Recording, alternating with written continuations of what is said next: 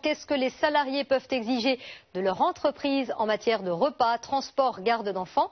Ce soir, c'est Franck Hédard qui répond à toutes vos questions. Franck, la première d'entre elles, le remboursement des frais de transport est-il automatique, est-il obligatoire? Alors Nathalie, l'employeur doit prendre en charge la moitié des frais de transport du salarié entre sa résidence habituelle et son lieu de travail, mais sous certaines conditions, comme me l'indiquait maître Éric Rocheblave, avocat spécialiste en droit du travail. Le salarié doit avoir souscrit un abonnement hebdomadaire, mensuel ou annuel pour ses déplacements en transport en commun, bus, métro, train, ou bien via un service de location de vélo. Vélib à Paris, Vélove à Lyon ou le Vélil à Lille, comme son nom l'indique. Les titres de transport achetés à l'unité, eh bien, ils ne sont pas pris en charge.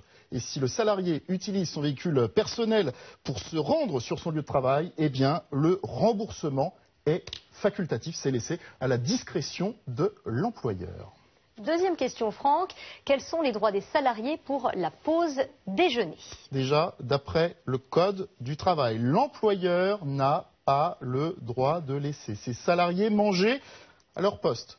Sachez-le, Nathalie, pour des raisons d'hygiène évidentes. C'est noté. C'est noté. Et en fonction de la taille de l'entreprise et du nombre de salariés qui ont fait la demande, l'employeur est obligé de mettre un emplacement, voire un local de restauration à leur disposition, avec la totale. Siège, table, réfrigérateur et même four à micro-ondes. La cantine d'entreprise, eh bien, là encore, elle n'est pas obligatoire. Rien n'oblige non plus l'employeur à participer au financement des repas de ses salariés, mais il le fait fréquemment en leur fournissant par exemple des titres restaurants dont il fixe librement la valeur. Enfin, certaines conventions collectives peuvent obliger l'employeur à participer au financement des repas de ses salariés en leur octroyant une prime de panier ou bien un forfait repas.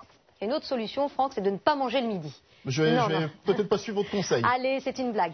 Les crèches d'entreprise sont-elles obligatoires? Alors c'est une solution idéale pour pallier la pénurie de places et pour faciliter le quotidien des salariés, mais là encore, eh bien, les crèches d'entreprise ne sont pas obligatoires. Et pourtant, c'est bien pratique. Alors, il en existe plusieurs formules de ces crèches. La plus répandue, c'est la crèche installée directement au siège de l'entreprise. Et puis aussi la crèche interentreprise. Dans ce cas-là, on mutualise la garde d'enfants entre plusieurs sociétés.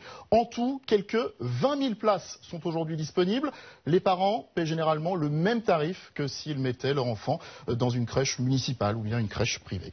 Merci beaucoup Franck, et j'aime beaucoup quand vous faites vos petites croix sur cet écran. Ah oui, avec ce petit stylet, magnifique, c'est pratique. Magnifique.